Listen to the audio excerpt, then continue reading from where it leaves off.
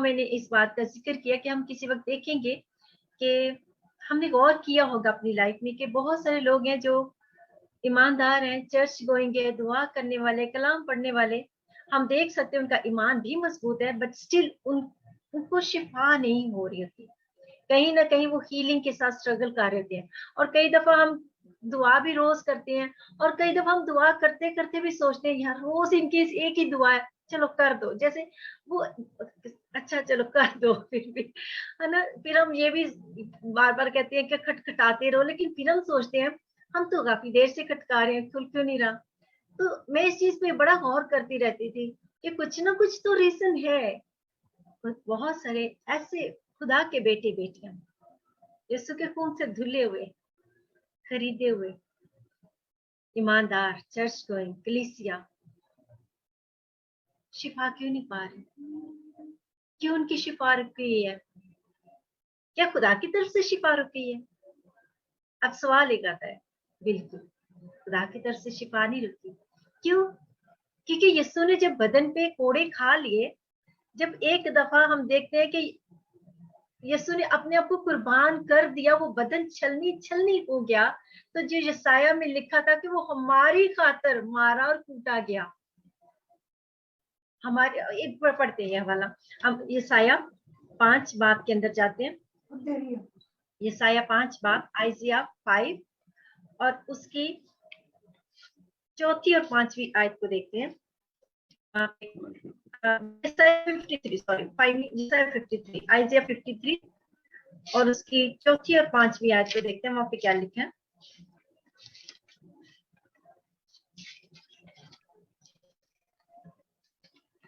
और ये उन लोगों के लिए जो ईमानदार है ना। आइसिया 53 और उसकी 4थी और 5वीं आयत लिखा है, तो भी उसने हमारी मुशक्कतें उठा ली। इसी आयत को हम नए अहदनामे में भी देखेंगे कि ये मुशक्कतें क्या हैं। तो भी उसने हमारी मुशक्कतें उठा ली और हमारे गमों को बर्दाश्त किया, पर हमने उसे खुदा का मारा कूटा और सताया हुआ समझा, हालांकि वो हमारी खताओं के सबब से घायल किया गया और हमारी बदकारी के बायस कुचला गया। अब इस आयत को जब पतरस जब कोट करते हैं, पहला पतरस और उसका दूसरा बाब और उसकी 24वीं और 25वीं आयत के अंदर, तो पतरस उसको कैसे कोट करता है? लिखा है कि हमारी बदकारी के बायस कुचला गया, हमारी ही सलामती के लिए उस पर सियासत हुई, ताकि उसके मार खाने से हम शिफा पाएं। जब वो मार खाएगा तो हम उसके मार खाने से शिफा पाएं। अब जब मार खा ली तो हाँ वो शिफा पाएगी, वो हो गया काम। आगे पतरस उसको कैसे लिखता है? पहला पतरस दूसरा 24 और 25 आयत में पतरस कहता है आप हमारे गुनाहों को अपने बदन पर लिए हुए सलीब पर चढ़ गया, मुशक्कतें उठा ली। फिर लिखा है सलीब पर चढ़ गया ताकि हम गुनाहों के एतबार से मर कर रास्तबाजी के एतबार से जिए, और उसी के मार खाने से तुमने शिफा पाई। अब शिफा हो गई है, शिफा पा ली है, क्योंकि पहले तुम भेड़ों की तरह जो भी थे। आगे हम नहीं जाएंगे, हम 24 और 25 आयत को बस देख रहे हैं, 24 आयत को सिर्फ देख रहे हैं। मेन हमने उसी चीज को कोट करना है कि उसके मार खाने से हमने, वहां यहाँ पे लिखे तुमने, हमने शिफा पाई। अब मुकद्दस मत्ती रसूल इसको 8 बाब और उसकी 17 आयत में कैसे कैसे लिखता है? मुकद्दस मत्ती रसूल उसके 8वें बाब की 17 आयत में जाते हैं, वो इसको कैसे लिखते हैं? वो कहते हैं कि जैसा ताकि जो यसाया नबी की मार्फत कहा गया था वो पूरा हो कि उसने आप हमारी बीमारियां ले ली और कमजोरियां ले ली और बीमारियां उठा ली।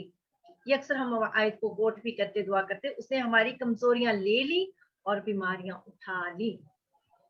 अब खुदाम यीशु मसीह ने तो कोड़े खा लिए, बदन छलनी हो गया, इसलिए जब वो औरत आई तो देखिए वो कहती है कि खुदा यीशु को कहती है कि यीशु जो में से गिरे हुए टुकड़ों में से ही खाते हैं। जब यीशु ने कहा कि देख औरत पीछे वो चलाती आ रही है, और एक ग्रीक औरत और जो शागिर्द है वो कह रहे कि इसको फारिग कर दे क्योंकि ये बहुत तंग कर रही है, वो इरिटेट हो गए।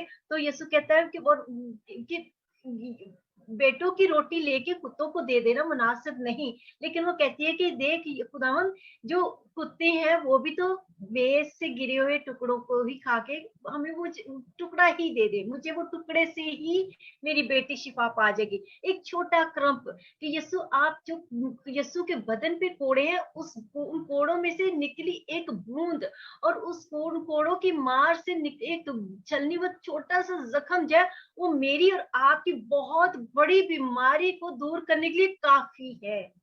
कहने का मतलब ये है, उसने एक छोटा क्रम्प उठाया, छोटा टुकड़ा ही उठाया और उसकी बेटी उसी वक्त शिफा पा गई। अब सोचने की बात यह है कि ये रुकावट खुदा की तरफ से नहीं, क्योंकि जब पर्दा दो हिस्सों में बट गया तो अब कोई बीच में बैरियर, रुकावट है ही नहीं है हमारी किसी ब्लेसिंग के लिए या हमारी शिफा के लिए या किसी भी चीज के लिए। अभी हम डायरेक्ट हेवन के अंदर हैं, अगर आप स्पिरिचुअल रेल्म के अंदर जाकर उसको देखें। हाँ, मालिकी बहुत सारे हैं, हाँ फलस्तीनी बहुत सारे हैं, रोज आके घेर लेते हैं हमें। आप समझते हैं कि पुराने अहदनामे में जब हम देखते हैं इसराइलियों की बात करते हैं, तो वहां पे वो इसराइली जो शेडो है, आज का इसराइली जो हम, वो नेशन की बात हो रही है, लेकिन उस नेशन के साथ जो जो कुछ हुआ वो खुदा मेन सब्सटेंस को लेके यीशु हमें समझाने की कोशिश करें। हम जो रूहानी स्पिरिचुअल इसराइली हैं, हमारे इर्द गिर्द बहुत से अमालिकी हैं, हमारे इर्द गिर्द बहुत से फिलिस्तीनी हैं जो रोज आके घेरा डाल लेते हैं। अमालिकी, फिलिस्तीनी, यहिती, अमूरी, ये सब क्या है? ये सब वो है जो इब्लीस की कुफ्ती है, जो हमारा अपना फ्लैश है, जो हमारी फ्लैश की डिजायर है, हम क्या चाहते हैं, हमारी अपनी ख्वाहिशें हैं, हमारी आंखों की लस्ट है, हमारी फ्लैश की लस्ट है, हमारी बॉडी, हमारी प्राइड है, कुछ भी ये चीजें हैं, ये सारी चीजें ये हमारे फिलिस्तीनी हैं, ये अमालिकी हैं जो हमें घेरते हैं। और उसकी वजह से कोई ना कोई बैरियर आ जाता है, कोई ना कोई रुकावट आ जाती है जो हीलिंग को रोक देती है। अदरवाइज खुदा की तरफ से कोई रुकावट नहीं है। आज हम उन बैरियर्स को और उन रुकावटों को देखेंगे जिनकी वजह से हीलिंग रुकी होती है। लेकिन अगर वो आप देखिए, इसमें हम कर रहे हैं ना कंडेम कर रहे हैं। सबसे बड़ी बात मैं आपको ये कह दूं, हम किसी के ऊपर उंगली नहीं उठा रहे, लेकिन इसमें हमने आज अपने आप को असेस करना है। Maybe there is something small thing कि अभी भी वो मेरे अंदर है और मुझे उसके ऊपर एक्शन करना है ताकि खुदा मुझे आजाद कर दे। क्योंकि बैरियर नहीं है खुदा की तरफ से, खुदा की तरफ से आसमान खुला है आपके लिए, मेरे लिए, सबके लिए, लेकिन वो बैरियर मेरी और आपकी तरफ से है। आज हमने उस बैरियर को दूर करना है। और जब को कलाम इस तरह का आता है तो अपनी तरफ से नहीं आता, खुदा की मर्जी होती है, क्योंकि खुदा हम पर वो चीज जाहिर करके हमें उस बंधन से आजाद करना चाहता है। तो बैरियर की तरफ जाते हैं। कौन से बैरियर है? जो कलाम मुकद्दस में बहुत सारी चीजें हो सकती है, यही नहीं कि ये हरफे आखिर जो अक्सर तारिक भाई कहा करते हैं कि ये नहीं कि ये बस सिर्फ इतना ही है, इससे आगे भी हो सकता है। खुदा पाक रूह हम पे, मेरे पे आप पे जाहिर करे हम सब पे कि वो क्या हो सकता है। लेकिन चंद चीजें हम कलाम मुकद्दस के मुताबिक देखेंगे। जो सबसे पहले बैरियर जो मैं देख रही हूँ वो ये है, जो मैंने सीखा खुदा के कलाम से, वो है खुदा के कलाम के बारे में और खुदा की मर्जी के बारे में इंसान की ला इल्मी, इग्नोरेंस, नावाकिफियत, यानी कि हकीकत, सच्चाई से अंधा हो जाना या उस सच्चाई को ना देखना या उस तरीके से ना देखना जिस तरीके से सच्चाई है। कैसे? अब खुदा के कलाम और खुदा की मर्जी के हवाले से ये बात हो रही है कि खुदा के कलाम और उसकी मर्जी से इग्नोर होना, ना वाकिफ होना, ना इल्मियत होनी, हकीकी तौर पे, स्पिरिचुअल तौर पे रूहानी आंखें जो अंधी हैं या बंद की हुई हैं। क्योंकि कलाम मुकद्दस में क्या लिखा है कि वो अपने कलाम को नाज़िल फरमाकर शिफा बख्शता है। The best medicine is for the healing खुदा का कलाम है, खुदा का कलाम जो है। और देखिए खुदा के कलाम में क्या लिखा है, यसाया 5:13, अभी हम देख जाएंगे 5:13 में, पहले मैं 5 बोलूंगी। यसाया 5:13 में क्या लिखा है, यसाया 5वां बाब उसकी 13वीं आयत के अंदर क्या लिखा है, वहां पे देखते हैं। और ये हीलिंग के अंदर एक बैरियर है। अगर हीलिंग नहीं हो रही तो हो सकता है कि ये रुकावट है कि हम खुदा के कलाम को उस तरीके से देख ही नहीं रहे, क्योंकि खुदा, अभी अभी हमने शुरू में क्या पढ़ा है कि उसके मार खाने से हमने शिफा पाई। जब हम ईमानदार हैं, हम ये यकीन करते हैं कि यीशु ने मेरे लिए कोड़े खाए, यीशु का बदन मेरे लिए छलनी किया गया, तो फिर शिफा भी पानी चाहिए, शिफा भी होनी चाहिए। कहीं ना कहीं कोई ऐसी चीज है, कोई ना कोई पजल का वो पीस है जो मिस कर रहे हैं, जिसको हमने ला के वहां रखना है ताकि वो पूरी एक पिक्चर बन जाए। यसाया 5 बाप और 13वीं आयत के अंदर क्या लिखा है? इसलिए मेरे लोग जहालत के सबब से, इग्नोरेंस के सबब से, ना इल्मी के सबब से, सच्चाई को ना जानने के सबब से असीरी में जाते हैं। और वो असीरी मतलब गुलाम हो जाते हैं, किसी बीमारी का, कमजोरी का, बदरूहों का, कर्ज का, किसी भी चीज का गुलाम हो जाना। इसके साथ साथ एक और वर्ष देखते हैं, इसी से मिलती जुलती है। हौसिया जाए, हौसिया 4 बाप और उसकी 6ठी आयत के अंदर देखते हैं वहां पे क्या लिखा है। बड़ी मशहूर आयत है और मोस्टली हमें जुबानी ही याद है। अगर किसी को जुबानी याद हो तो आप बोल सकते हैं जल्दी से माइक खोल के। हौसिया 4 बाप और उसकी 6 आयत बड़ी मशहूर आयत है, इसी के साथ मिलती जुलती है। मेरे लोग, क्या लिखा वहां पे, अदमे मार्फत की वजह से हलाक हुए। चौथी बात की 6ठी आयत, हौसिया 4 बाप और उसकी 6ठी आयत, वहां पे लिखा है मेरे लोग अदमे मार्फत, यानी कि नॉलेज ना होने की वजह से, लैक ऑफ नॉलेज की वजह से हलाक हुए। अब यहाँ वहां पे क्या है, यसाया में हमने देखा कि वो असीर हो गए, गुलाम बन गए, किसी चीज के अंदर चले गए और यहाँ कैद हो गए, और यहाँ पे हम देख रहे हैं वो हलाक हो गए। बहुत सारे लोग देखिए बीमारी का शिकार रहते हैं सारी सारी उम्र, बहुत बहुत सालों तक, हालांकि वो ईमानदार होते हैं। ऐसा नहीं कि उनकी निजात जो है, साल्वेशन उस वो डिस्ट्रॉय होती, निजात डिस्ट्रॉय नहीं होती, निजात याफ्ता ही होते हैं। ऐसा नहीं कि वो बीमारी की वजह से हेल में चले जाते, ऐसा बिल्कुल ही नहीं है। लेकिन वो जो लाइफ उन्होंने जमीन पे गुजारनी और उसको एंजॉय करना, उसको उस तरीके से वो एंजॉय नहीं कर रहे थे। वो सारी उम्र बिस्तर पे पड़े हैं। क्यों? वो गुलामी के अंदर, उस बीमारी के, और उस गुलामी ने उनकी जो खुशी है, उनकी जो अच्छी सेहत है, जो अच्छे दिन उन्होंने प्रोडक्टिव टाइम, इफेक्टिव टाइम खुदा के साथ, खुदा के लिए गुजारना, खिदमत करनी है अपनी फैमिली के साथ, वो सारा जो टाइम जो है वो डिस्ट्रॉय हो गया अदमे मार्फत, इग्नोरेंस की वजह से, लैक ऑफ नॉलेज की वजह से। और वो क्या है, बहुत सारे लोग आज बीमारी का शिकार, वो देर से, हमारे अपने ही, मेरे अपनी फैमिली के अंदर कुछ ऐसे केसेस थे, सालों साल बीमारी रही, और जैसे ठीक होने लगते थे फिर से कुछ हो जाता था। इसकी रीजन है, और ये कुछ स्पेशल टिपिकल चीजें हैं। ऐसा नहीं कि ये बाय चांस को इंसिडेंस होता है कि एक शख्स है, उसका एक्सीडेंट हुआ, बैकबोन टूटी, सर्जरी हुई, जैसे वो बेहतर होना शुरू हुआ फिर से वो गिर गया, और फिर गिर के फिर उसकी सर्जरी, फिर वो बेटर होना शुरू हो गया, जब हील होना शुरू हुआ फिर से वो गिर गया और फिर से surgery. No no no, this is something in the spiritual realm.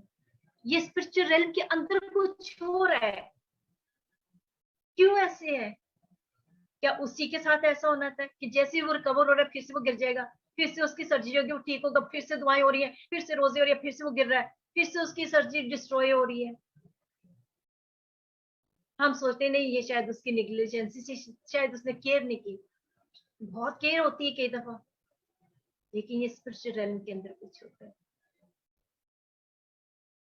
क्योंकि हाँ, यहाँ पे जो चीज हम देख रहे हैं, खुदा अपने कलाम को नाजिल फरमा कर शिफा देता है, और लोग जो है खुदा के कलाम के हवाले से, और खुदा की मर्जी ये है कि उसके लोग जो है सेहत तंदुरुस्ती के अंदर रहें, उसके लोग बाहर रहें, क्योंकि खुदा बाप ने अपने बेटे को इसलिए उसको पसंद आया को उसको कुछ ले। और ये एक बहुत बड़ी बात है। आपको मुझे पसंद आएगा कि आप अपने छोटे बच्चे को या अपने अपने जिगर के लकते को कुचले अपने हाथों से? क्या आपको पसंद आएगा ये चीज? नो, मुझे ऐसी माँ होते हुए बिल्कुल नहीं पसंद आएगा, और मैं, मेरे लिए करना ये बहुत मुश्किल बात है, नामुमकिन है, मैं सच बोलूंगी। लेकिन खुदा बाप को ये पसंद आया कि वो अपने इकलौते बेटे को, एक ही बेटा उसका, उसको कुचले, उसको पसंद आया। क्यों कुचला? था, क्योंकि उसके पीछे बहुत सारे बेटों की पैदाइश थी, उसके पीछे बहुत बड़ी उसके ऑफस्प्रिंग थी, बहुत बड़ी मेरास। वो कुचला गया मेरी और आपकी शिफा के लिए, बाप की मर्जी थी उसको कुछ नहीं, उसको पसंद आया। और हमने इस चीज के लिए अपने आप को, अपने दिल को इतना ट्यून कर दे कि हमने खुदा के कलाम के से कहीं भी इग्नोरेंट नहीं रहना। हमने खुदा के कलाम की खुदा की मर्जी से अपने आप को जहालत में नहीं रखना, नो मैटर वॉट एवर। ये पहली रुकावट है, खुदा के कलाम और खुदा की मर्जी से इग्नोरेंट रहना, ये है कि के अंदर। दूसरी जो रुकावट मुकद्दस के मुताबिक देखे कि किसी खुदा के कलाम का यकीन ना करना, खुदा की बातों का यकीन करना, किसी प्रोफेसी का यकीन ना करना, बेतकाद होना। और वो बेइतकादी ये है कि बेइतकादी सिर्फ देखिए, अभी हम कह रहे हैं कि खुदा की मर्जी ये है कि हम खुश रहें, बहाल रहें, हम सेहत तंदुरुस्ती के अंदर रहें, खुदा की मर्जी ये है। लेकिन जब इंसान जो है उस चीज के ऊपर अपना इत्तेकाद पूरा नहीं रखता, तो इसका मतलब है कि हम इनडायरेक्टली ये शो कर रहे हैं कि खुदा ने जो कहा है वो झूठ है। इसका मतलब है कि हम खुदा को झूठा इकरार दे रहे हैं। और बेइतकादी जो है, या ईमान ना लाना जो है, या ईमान का कमजोर पार्ट जो है ना, खुदा को रिजेक्ट करना है। क्योंकि जो खुदा की मर्जी हमारे लिए, हम उसको रिजेक्ट कर रहे हैं, शक करना। और ये एक बहुत बड़ा गुनाह है। आपको पता है शक जो है गुनाह है। एक आयत पढ़ते हैं, इब्रानियों उसका 3 बाब और उसकी 12वीं और 13वीं आयत पढ़ते हैं। इब्रानियों उसका 3 बाब और उसकी 12वीं और 13वीं आयत देखते हैं, वहां पे क्या लिखा है। नो मैटर चीजें समझ आ रही या नहीं आ रही, अपनी जुबान से करार करते रहें, कहते रहें, नहीं खुदा ने मेरे लिए सब कुछ कर दिया है, अपने वक्त में मुझे शिफा आएगी। हर चीज का एक वक्त है, उसका अपना तरीका है। ये होता है कि हमारे लिए दुआ हो जाती है, और हमारी वो पेन वहां पे होती है, दुआ के दौरान भी होती है, लेकिन बाद में हम उठ के काम करना शुरू कर देते हैं, और हमें शायद एक दिन के बाद रियलाइज होता है कि वो दर्द है ही नहीं है, कब वो चलेगी हमें पता ही नहीं चला, वो खुद खुद ही कहीं गायब हो गई, क्योंकि वो प्रोसेस हीलिंग का हमें पता ही नहीं चला। कई दफा मेरे साथ ऐसा हुआ। इब्रानियों 3 बाब और उसकी 12वीं और 13वीं आयत देखते हैं, वहां पे क्या लिखा है। ऐ भाइयों, खबरदार तुम्हें किसी का ऐसा बड़ा और बेईमान दिल ना हो जो जिंदा खुदा से फिर जाए। क्योंकि खुदा की मर्जी हमारे लिए क्या है, सेहत तंदुरुस्ती, खुशी, रेस्टोरेशन, सल्वेशन जो है वो सिर्फ निजात नहीं है, रूहों का बचना नहीं है। सल्वेशन के अंदर हर चीज आती है, हमारी सेहत तंदुरुस्ती आती है, पीस आता है, प्रोस्पेरिटी आती है, प्रोटेक्शन आती है, सल्वेशन के अंदर सब कुछ आता है। और जब दिल ऐसा बेईमान हो जाए तो ये खुदा से फिर जाने के बराबर है। इसलिए कभी भी अगर कोई ऐसी बात थोड़ा सा भी आने की कोशिश करे, शैतान थोड़ा सा भी विस्पर करने की कोशिश करे कि नहीं नहीं नहीं ये बीमारी खुदा के जलाल के लिए, नहीं नहीं शायद खुदा का मकसद आपको हील करने को, आपको ये हीलिंग नहीं होगी, शायद अगले साल इसी तरह गुजर जाएंगे, बस आपके लिए बस ये कहते जो खुदा का फजल मेरे काफी है। वो सुनने से पहले, उस पर यकीन करने से पहले अपने आप से सवाल करें, खुदा पाक रूह से सवाल करें, क्या ये आवाज खुदा की आवाज है? यीशु ने तो मेरे लिए कोड़े खाए हैं, उन कोड़ों को हमेशा सामने रखें, उन कोड़ों की मार को हमेशा अपनी आंखों के सामने रखें। एक एक कोड़ा जब लग रहा था यीशु को, और वो जब बदन छलनी हो रहा था, बदन में से वो जिस्म में से जो बोटियां निकल के जा रही थी, वो जो स्किन के छोटे छोटे पीसेस बिखर रहे थे, उनको याद रखे वो छोटा सा पीस आपकी हीलिंग के लिए काफी है, वो एक कतरा आपकी हीलिंग के लिए काफी है।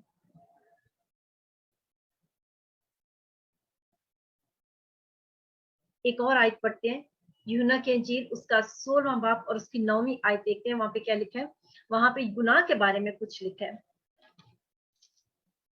हम देख रहे हैं कि बेतकादी है बहुत बड़ा गुनाह है।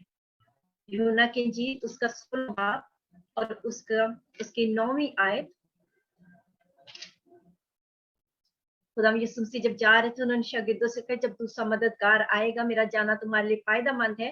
तब की बात है, क्योंकि यीशु कहते हैं कि जब मैं जाऊं मेरा जाना तुम्हारे लिए फायदेमंद है, क्योंकि मैं जाऊंगा दूसरा मददगार आएगा और जब मैं जाऊंगा तो वो तुम्हारे पास भेज दूंगा। और देखिए 19वीं आयत के अंदर क्या लिखे, 8वीं आयत से 9वीं आयत, 8वीं और 9वीं दोनों पढ़ते हैं। और वो आकर मददगार आकर दुनिया को गुनाह और रास्तबाजी और अदालत के बारे में कसूरवार ठहराएगा। गुनाह के बारे में इसलिए कि वो मुझ पर ईमान नहीं लाते। देखिए बेतकादी जो है, खुदा की मर्जी ये है कि हम उसके भेजे हुए पर ईमान लाएं। और जब हम उसके भेजे हुए पर मसीह यीशु पर ईमान लाते हैं तो इसका मतलब है कि हम खुदा की मर्जी को पूरा कर रहे हैं। और जब उस पे ईमान नहीं ला रहे तो वो ईमान ऐसे नहीं कि मुंह से हम कुछ कह रहे हैं, नहीं, हमारे एक्शन जो है, क्योंकि ईमान की जो परख कहां से होती है, हमारे एक्शन से होती है। ईमान किस तरह का ईमान है, ईमान है कि नहीं है, कितना बड़ा ईमान है, एक्शन बगैर ईमान तो मुर्दा है। इसलिए वो ईमान अगर जिंदा है और वो ईमान इफेक्टिव है, एक्टिव है, जिंदा है, तो वो कैसे पता चलेगा, हमारे कामों से, खाली बोल से नहीं। और जब हमें एक्शन जो है वो बताएंगे कि ईमान है, तो इसका मतलब है कि हमारा इत्तेकाद पूरा पूरा, हम खुदा की इस बात पे यकीन रखते हैं कि वो रास्तबाज मेरे लिए हुआ, खुदा का बर्रा मेरे लिए कुर्बान हुआ। तो बेइत्तेकादी जो है, अनबिलीव जो है, जो कि बहुत बड़ा सिन है, ये दूसरी रुकावट है, दूसरा एक बैरियर है हीलिंग के अंदर। एंड पे हम जाएंगे और हम इन सारी चीजों को अपने आप को खुदा के हुजूर रखेंगे। कोई ऐसी चीज अगर खुदा का रूह आपको अभी कायल कर रहा है तो आप उसको अपने दिल में अभी से कन्फेस करना शुरू करें, अभी से उसके लिए रिपेंट करना शुरू करें, ड्यूरिंग दिस, ये कलाम के अंदर ही इसको करें। देखिए तीसरी रीजन क्या है, जल्दी जल्दी जाएंगे। तीसरी रीजन है ऐसा कोई गुनाह जो कभी कन्फेस ना किया हो, ऐसा गुनाह जो अपने अंदर तो है और कभी हमारा ज़मीर बार बार उस चीज के लिए मलामत भी करता है और उसको इकरार नहीं करना चाह रहे, क्योंकि उसकी हम रीजनिंग देते जा रहे हैं, उसकी हम कोई ना कोई वजह बताते, बहाना नहीं, मैंने ये किया क्योंकि ये वजह थी, मेरे हिसाब से किया इसलिए मैंने ऐसा किया। और ऐसा गुनाह जो अभी तक उस गुनाह के अंदर ही है और वो कन्फेस नहीं कर रहे, उससे तौबा नहीं कर रहे और उससे मुड़ नहीं रहे। रिपेंट करना कि अपने दिल को भी बदलो, अपनी सोच को, अपने ज़हन को, अपने राहों को बदलना, मुड़ जाना और बाद में मुड़ के कभी ना वो चीज करना। अनकन्फेस, ऐसा गुनाह जो अंदर छुपा हुआ है। क्योंकि दाऊद क्या कहता है, दाऊद कहता है कि जब तक उसने अपनी बदी को छुपाया उसकी हड्डियां सूख गई। देखिए ये गुनाह जो है अंदर ही अंदर दीमक की तरह खाता है, वो गुनाह जो कन्फेस नहीं किए जाते। 32 सबूर पढ़ेंगे तो वहां पे लिखा है, जब मैं खामोश रहा तो दिन भर के कराने से मेरी हड्डियां गल गई, कि तेरा हाथ रात दिन मुझ पर भारी था, मेरी तरावत गर्मियों की खुश्की से बदल गई। फिर वो कहते हैं मैंने तेरे हुजूर अपने गुनाह को मान लिया और अपनी बदकारी को ना छुपाया।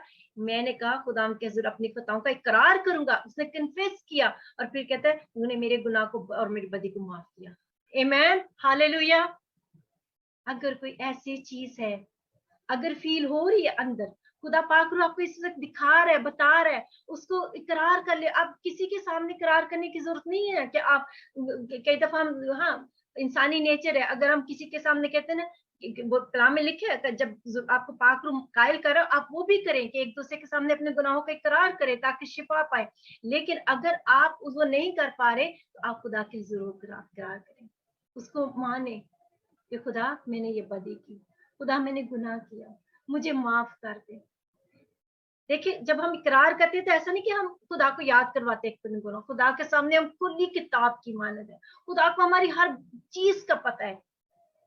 हम खुदा को नहीं बताते, उसको पहले ही पता है, लेकिन हम इस चीज का इकरार करते हैं कि खुदा मैं गुनाहगार हूँ और मुझे रासबाज यस्सु की जरूरत है ताकि मैं उसके लहू से ढांका जाऊं। आप मुझे माफ करें, मैं तौबा करता हूँ, मैं तौबा करती हूँ।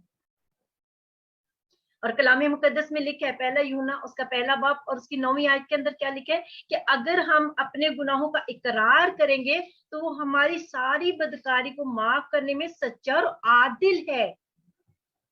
अगर हम अपने गुनाहों का इकरार कर लेंगे और हम अपने गुनाहों को मान लेंगे तो वो हमारे गुनाहों को माफ भी कर देगा, और इसके साथ साथ क्योंकि वो सच्चा और आदिल है। माफी मांग के तो देखिए, कन्फेस करके देखिए, क्योंकि जब हमने अब इकरार कर रहे हैं, हम माफी मांग रहे हैं खुदा से, अब वो जो माफी मांग रहे हैं, हम गुनाह का इकरार करके माफी तो मांग रहे हैं, लेकिन उस माफी के साथ एक और चीज कनेक्ट हो जाती है। माफी मिलेगी, बट उस माफी के साथ एक चीज कनेक्ट हो जाती है। हमने 3 बैरियर देखे, इग्नोरेंस, नाइल्मी खुदा के कलाम और खुदा की मर्जी से, अनबिलीव, बेतकादी, तीसरी हम देखिए अनकन्फेस सिन, ऐसा गुनाह जो हमारे अंदर छुपा अभी तक लेकिन हमने उसको कन्फेस नहीं किया। हो सकता है कोई किसी ऐसी चीज के अंदर हम मुलव्वस थे पुरानी जिंदगी के अंदर, किसी ऐसी चीज के अंदर जो अकल्ट के अंदर थे, या किसी ऐसे गुनाह के अंदर थे जिसका हमने कभी इकरार ही नहीं किया। हम सोचते ऑटोमेटिकली हम खुदा में आ गए और वो माफ हो गई। इकरार करना जरूरी होता है। अब ये तीसरी चीज, चौथी चीज तीसरी के साथ कनेक्ट होती है। इकरार कर लिया आपने, हमने इकरार कर लिया उस चीज का, माफी मांग ली, तौबा होगी, माफी खुदा देगा क्योंकि वो माफ करने में सच्चा और आदिल है। लेकिन उस माफी के साथ एक कंडीशन आती है, और ये कंडीशन जो है ये चौथा बैरियर है, ये चौथी रुकावट है हीलिंग में। और वो क्या है? ऐसा गुनाह जो अनफॉरगिव गुनाह हो, किसी को हमने अनफॉरगिव, किसी को हमने माफ ना किया। बहुत सारे रिश्ते होते हैं, मैंने कई दफा खुदा के खादमों के मुंह से ये बात कहते सुनी है, मैं सब कुछ कर सकता हूँ, उसको नहीं माफ कर सकता, मेरे से हो नहीं पा रहा, मैं चाहता हूं माफ करूं लेकिन हो नहीं पा रहा। वजह क्या है? क्योंकि दिल का वो हिस्सा सख्त कर लिया। वो चाहता ही नहीं है कि माफ करे, ऐसा नहीं कि वो चाहता है, वो चाहता ही नहीं है माफ करे, क्योंकि जो चाहता है माफ करे वो अपने आप को हम्बल कर देता है। ऐसा किसी को माफ ना करना जाए, उसकी वजह से भी हीलिंग रुकी रहती है, उसकी वजह से भी बीमारी जान नहीं छोड़ती। ठीक है, मरकज के इंजील के अंदर क्या, जिसने इंजीलों के अंदर लिखा है कि जब हम दूसरों का कसूर माफ करेंगे तब हमारे कसूर माफ किए जाएंगे। और रोज हम लॉर्ड्स प्रेयर में भी तो ये बोलते हैं ना, क्योंकि जब हम दूसरों की कायम रखेंगे तो हमारे भी कायम रहेंगे। और जब वो माफी नहीं होगी, जिस चीज के लिए हम गुनाह के लिए, अपने गुनाह के लिए इकरार किया, कन्फेस किया, तौबा की, माफी मांगी, और जब वो हम कर चुके, हमने सोचा कि हमने तो अमल कर लिया, अब तो हमारी शिफा हो गई, हाँ हो गई, ठीक है, आपने वो अमल कर लिया, लेकिन उसके पीछे एक और रीजन आके कनेक्ट होगी, क्योंकि आपने किसी की माफी नहीं की, तो आपने जो माफी मांग के आया वो भी वही की वही पड़ी है, आपकी भी नहीं माफी हुई। क्यों? क्योंकि आपने तो किसी को माफ ही नहीं किया था, आपने फॉरगिव नहीं किया। तो जो आप करके आ गए हो, इकरार करके आ गए हो, माफी मांग के आए हो, तौबा करके आए हो, तो वो कैसे पूरी होगी? क्योंकि आपने तो किसी को माफ नहीं किया। क्योंकि कलाम का अगला हिस्सा कहता है जब आप दूसरों की नहीं माफ करते तो आपकी भी नहीं माफ की जाएंगी। इसलिए अनकन्फेस्ड गुनाह की वजह से हीलिंग रुकी रहती है, और उसके साथ साथ दूसरों को ना माफ करने से भी हीलिंग रुकी रहती है। पता कैसे चलता है कि हमने किसी को माफ नहीं किया? चलिए हम कहते नहीं मैंने माफ कर दिया, 5-6 माह के बाद फिर उस शख्स की बात हुई, और फिर वही सेम बातें उसकी हम दोहराना शुरू कर देते हैं, जो जो उसने मर्ज किया, बजाय इसके उसके बरकत की दुआ मांगे, उन चीजों को इग्नोर करें, उनकी सेम बातें दोहरा देते हैं। जब भी मौका मिलता है उनकी सेम बातें वो दोहरा रहे थे, इसका मतलब है माफ नहीं किया। किसी से बात हो रही थी, तो बात इस तरह से हो रही थी कि माफ करना शायद आसान है लेकिन फॉरगेट करना मुश्किल है। फॉरगेट कैसे करना है? जब हम कोई चीज भूल जाते हैं तो क्या वो चीज हम याद करते बार बार? अगर आपने किसी चीज को रखी है तो आपको भूल गई है, तो क्या आपको वो, आपको तो भूल गई है, हम तो परेशान होते हैं, भूल की चीज कहाँ रखी है, मुझे नहीं मिल रही, बस भूल गई है भाई, नहीं पता कहाँ है। तो ऐसे आप बार बार जिक्र ना करो, फिर जब बार बार जिक्र कर रहे हैं तो इसका मतलब माफ नहीं किया। मेमोरी नहीं डिलीट होगी, but you have to choose it. हमने उसको अपने डिसीजन से उसको चूज करें कि नहीं, मैंने इसका जिक्र भी नहीं करना, ठीक है, मैंने इसको माफ कर दिया, मैंने इसके लिए बरकत की दुआ करनी है। और जब आप बरकत की दुआ मांगेंगे तो अगर वो बरकत का फर्जंद है तो वो दुआ उसके ऊपर जाएगी, अगर नहीं है तो आपके पास लौट के आ जाएगी, आपको डबल पोर्शन दुआ का मिल जाएगा। जब आप उसके लिए बरकत मांगे फिर आपके लिए मुड़ के आ जाएगी, बट आप उसको बरकत दे दें, माफ भी करें और बरकत भी दें। ये चौथा बैरियर है, ये रुकावट है, माफ ना करना, जिसकी वजह से बीमारियां जो है क्लिंग रहती हैं, जुड़ी रहती है। पांचवा जो बैरियर है, पांचवी जो रुकावट है, वो है किसी अकल्ट के साथ इन्वॉल्वमेंट होना। अकल्ट क्या होती है? अकल्ट होती है कि खुदा, कुछ बहुत सारे क्रिश्चियन भी ऐसे हैं, ईमानदार भी ऐसे हैं। क्यों ऐसे हैं? क्योंकि लैक ऑफ नॉलेज की वजह से, इग्नोरेंस की वजह से, पता नहीं है कि ये करना वाजिब है या नहीं करना, वो कर रहे होते हैं। कल्ट होती है कि हम खुदा को, खुदा के साथ भी चल रहे थे, कई दफा तो कल्ट बिल्कुल खुदा से हट के किसी और देवता देवताओं को या फिर कुछ ऐसे काम करना, किसी और पावर को, स्पिरिचुअल सुपरनेचुरल पावर को ऑपरेट करना, या उसको एंजॉय करना, या उनको प्रैक्टिस करना, या उनके साथ इन्वॉल्वमेंट करना। कल्ट, मुझे पता नहीं कल्ट हिंदी में उसको क्या कहेंगे, अगर आप में से किसी को समझ आ रही हिंदी में कल्ट को क्या कहेंगे। कल्ट प्रैक्टिसेस करना, ये इन्वॉल्वमेंट होना कल्ट के अंदर। अगर किसी को हिंदी का वर्ड पता है कल्ट के लिए तो बता दे प्लीज। अब ये जो कल्ट होती है इसके अंदर क्या कुछ आता है, ये भी जानना जरूरी है, क्योंकि बहुत सारे लोग जो वो कल्ट का उनको पता होता है कि कल्ट है, लेकिन उनको बहुत सारी चीजें ऐसी जो कल्ट के अंदर आती है, लेकिन उनको ये नहीं पता होता कि ये कल्ट ही है। अब ये जो कल्ट होती है क्या होता है, जो आम सी बातें जो आजकल की दुनिया में मैं आपको बताती हूँ कि मीडिया पे आपने देखा होगा कि कुछ लोग होते हैं, कौन सी वर्ड्स मुझे रिप्रेजेंट करती है, या फिर इतने लोगों को ये वर्ष भेज दो और आमीन आमीन, इतने लोग हजार लिख रहे, इतने लोगों को लिखेंगे तो आपको बरकत मिल जाएगी, आपका ये काम हो जाएगा। दिस ऑल कम्स, ये मैं ईमानदारों की बात कर रही हूँ, अभी दूसरी तरफ भी जाते हैं। This is not spiritual, this is not biblical. हाथ देखना, पत्थर या स्टोन रखना, अपने बर्थ स्टोनों को रखना, ड्रग्स भी कल्ट के अंदर आते हैं, डिफरेंट म्यूजिक कल्ट के अंदर आते हैं, साइकिक रीडिंग के लिए जाना, पाम रीडिंग के लिए जाना, साइकिक के पास जाना, फ्यूचर टेलर्स जो भविष्य बताते हैं, भविष्यवाणियां करते हैं, उनके पास जाना, सितारों को अपने वो जो हॉरोस्कोप्स पढ़ते हैं, ये सब कुछ कल्ट के अंदर आता है। बुद्रुहों को प्रेट करना, न्यूमरोलॉजी, जादू टूना, फूके, गंडे, सब कुछ, रंग धागे, सब कुछ, बहुत सारी चीजें, बहुत सारी, योगा। मैंने एक पूरी लिस्ट बनाई थी, अगर मैं वो लिस्ट पढ़ूंगी तो बहुत लंबी हो जाएगी। बहुत सारी चीजें कल्ट के अंदर आती हैं। मैं ग्रुप में डालूंगी, लेकिन मैं ऐसी चीजें डालने से वैसे अवॉइड करती हूँ, लेकिन व्हाट्सएप अपना जो ग्रुप है, फैमिली ग्रुप में, उसमें कोशिश करूंगी कि वर्सेस के साथ इनको डालूं कि हमने इनको इनसे इन चीजों को भूल के भी इनको प्रैक्टिस में नहीं लेके आना, क्योंकि ये भी चीजें कहीं ना कहीं हीलिंग में रुकावट बनती है। शायद अभी नहीं आप करें, शायद फ्यूचर में, पास में किया हो, सॉरी फ्यूचर कहेगी, पास में पिछली जिंदगी में किया हो, बुतों के आगे गए हो, धागे लेके आए हो, रंग लेके आए हो, लेकिन क्या उससे तौबा की, क्या माफी मांगी, क्या उन चीजों को तोड़ा, क्या उनके असर को दुआ से उनके असर में से बाहर आए। बहुत सारी चीजें, वूजी बोर्ड, और कुछ लोगों को बड़ा शौक होता है ऐसी चीजें करने का, वो कई लोग मीनिंगफुली नहीं करते, शौक शौक से करते रहते, ये सब कल्ट है। और ये जो कल्ट है उसकी वजह से भी हीलिंग रुकी रहती है, बल्कि नई चीजें भी ऐड होना शुरू हो जाती है। मैं आपको एक सच्ची बात बताती हूँ, यहाँ पे कनाडा की बात है, एक स्टूडेंट बच्चा आया था, लड़का था, और जब आया तो उसका किसी ऐसे ग्रुप के साथ कांटेक्ट हुआ जो कल्ट ऑपरेट कर रहे थे, प्रैक्टिसेस करते थे। और स्टूडेंट्स को मोस्टली ये होता है कि हमें वर्क परमिट मिल जाएगा, हमें पीआर मिल जाएगा, हमारा फ्यूचर बन जाएगा, हम सेटल हो जाएंगे।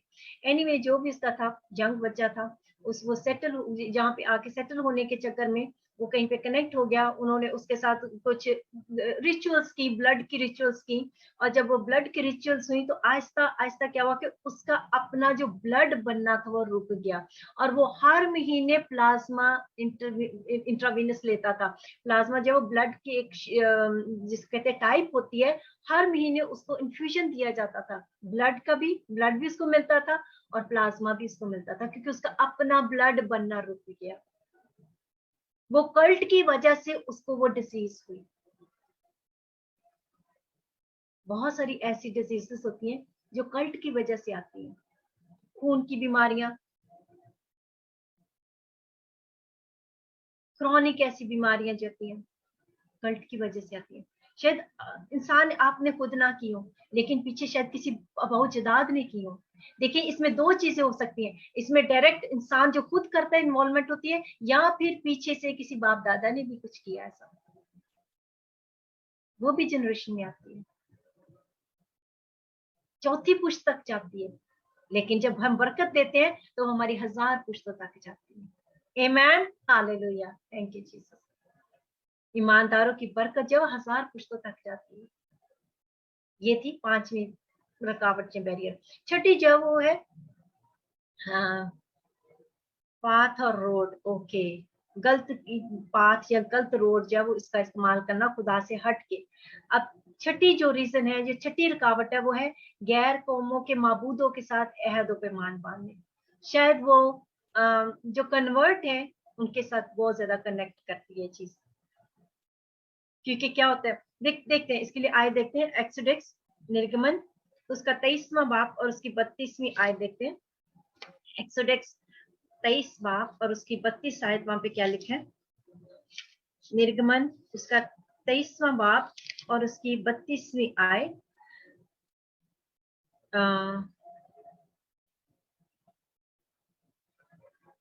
32 आयत में लिखा है, और तू उनसे या उनके माबूदों से कोई अहद ना बांधना, वो तेरे मुल्क में रहने ना पाए, ता ना हो कि वो तुझसे मेरे खिलाफ गुनाह कराएं, क्योंकि अगर तू उनके माबूदों की इबादत करे तो ये तेरे लिए जरूर फंदा हो जाएगा। गैर माबूदों के साथ अहद बांधना, क्योंकि याद रखिए, जब गैर माबूदों के साथ अहद बांधे जाते हैं तो वह अहद ऐसे नहीं बांधे जाते कि बस जाके तो हम बोलते हैं, नहीं, वो अहद जो है बकायदा उसके साथ रिचुअल्स होती हैं। जैसे हम मैरिज करते हैं, मैरिज के अंदर रिचुअल्स होती हैं, उनके अंदर भी उनकी रिचुअल्स होती हैं, उनके रिचुअल्स के कुछ मानी होते हैं। क्रिश्चियनिटी के अंदर जब हम बच्चे को डेडिकेट करते हैं, उसको हम हैकल में लेके जाते हैं, काहिन उसके ऊपर हाथ रखते हैं, दुआ करते हैं, पास्टर उनको डेडिकेट करते हैं, खुदा के लिए मखसूस कर देते हैं। जैसे हम बपतिस्मा लेते हैं, पानी में उतरते हैं और पानी से बाहर आते हैं, वो हम जो रिचुअल कर रहे हैं उसके अंदर उसकी स्पिरिचुअल मीनिंग है, क्योंकि उसमें मसीह के साथ मर जाना और फिर से जिंदा हो जाना।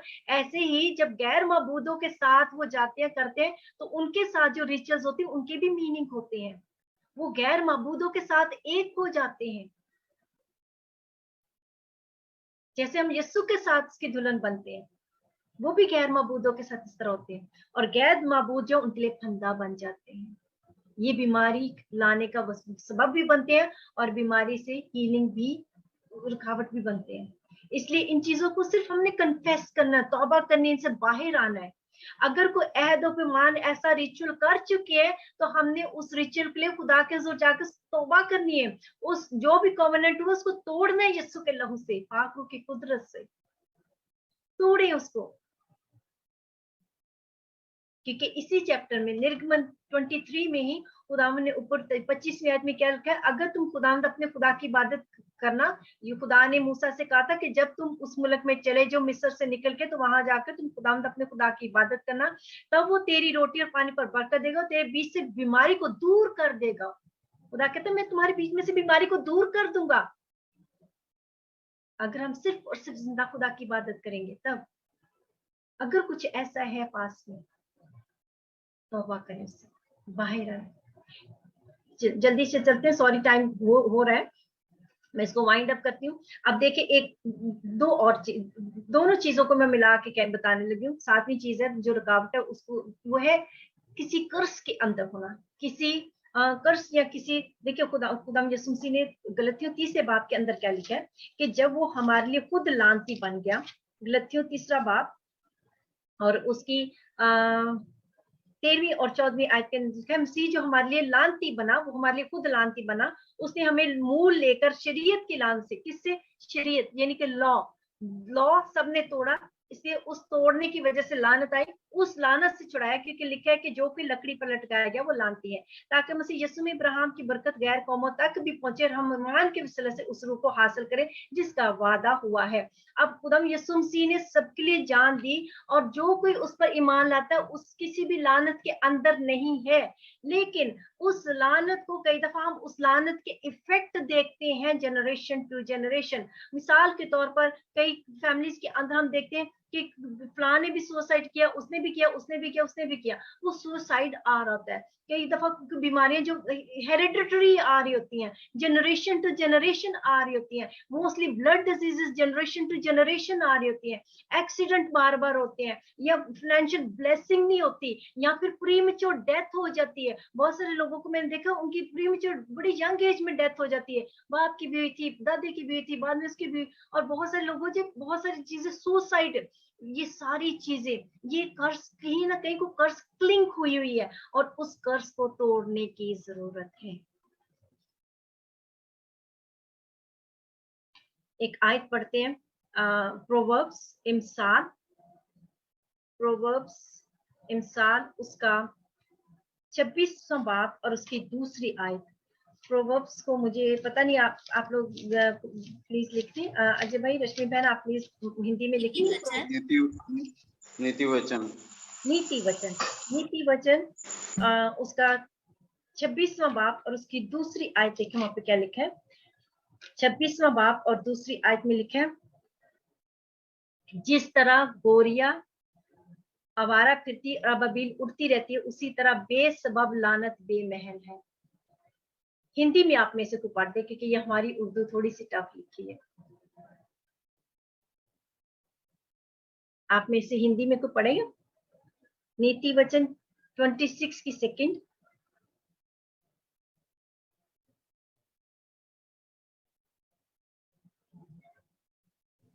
छब्बीस का 2 जी, 26 का 2। ऐसे घड़ियों घूमते घूमते और सुख बेदी उड़ने उड़ते नहीं बैठती, वैसे ही व्यर्थ सांप नहीं पड़ता।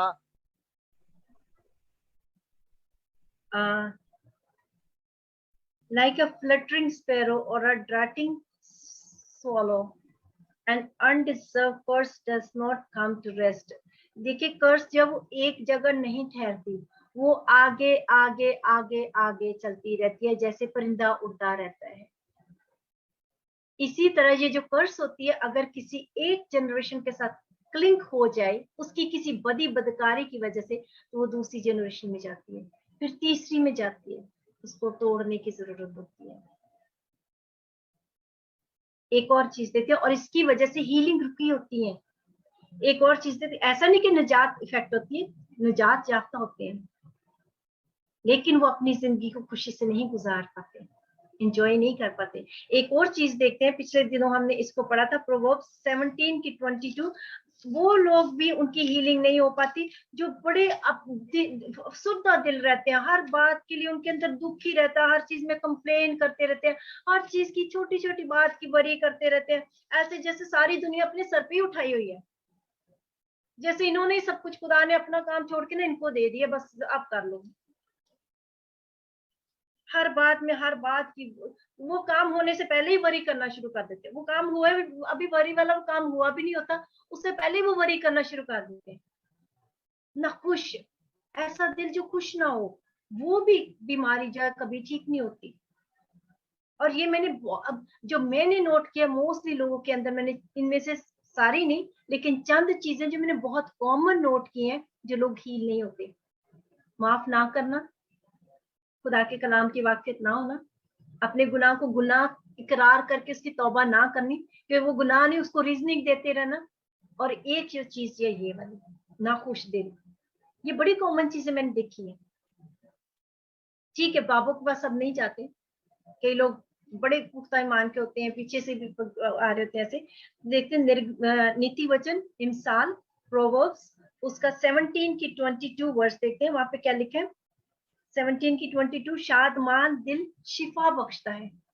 जो दिल खुश है, हैप्पी है, शिफा बख्शता है। क्या मतलब? लेकिन अफसरदा दिली हड्डियों को खुशक कर देती है। अब ये स्पेशल उन लोगों के लिए जिनको कुछ हड्डियों का इश्यू है। अगर कुछ हड्डियों का इश्यू है तो इस वर्ष को जरूर अपने दिल में रखें, खुश रहना सीखें। इसलिए पौलुस कहते हैं, फिर से कहते हो, खुश रहो, खुश रहो।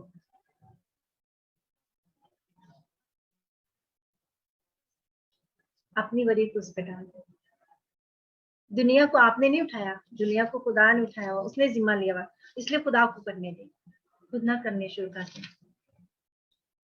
एक आयत पढ़ते हैं, प्रोवर्ब्स 3 बाब और उसकी 6 से 8वीं आयत है।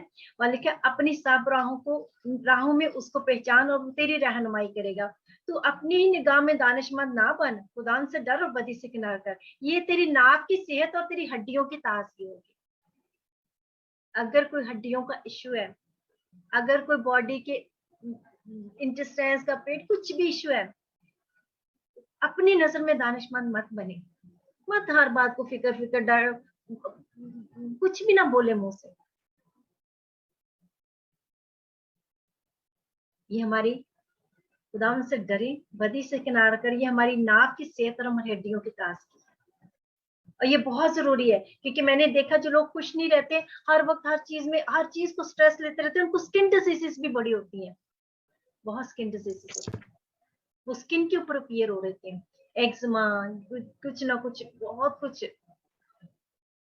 चलें 2 आयतें पढ़ते हैं और इसके बाद इस कलाम को बंद करते हैं। बस हम उसको पढ़ेंगे और इन आयतों को आज अपने साथ लेके जाए प्रॉमिस के तौर पर। यही हमारा आज के लिए प्रॉमिस भी होगा। जरमाया 17, यर्मिया उसका 17वां बाब और उसकी 14वीं आयत, वहां पे लिखा है, आए खुदावन तू मुझे शिफा बख्शे तो मैं शिफा पाऊंगा, तू ही बचाए तो मैं बचूंगा, क्योंकि तू मेरा फखर है।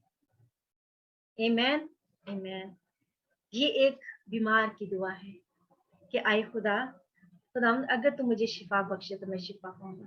और खुदा सबको शिफा देना चाहता है, क्योंकि खुदा को पसंद आया तो अपने बेटे को कुचले, और खुदा का बर्रा इसीलिए कुर्बान हुआ, वो उसने इसीलिए कोड़े खाए ताकि उसके मार खाने से हम शिफा पाए। यिर्मयाह 30 बाब की 17वीं आयत को भी इसके साथ मिला के देखेंगे। वहां पे लिखा है, क्योंकि मैं फिर तुझे तंदुरुस्ती और तेरे जख्मों से शिफा बख्शूंगा।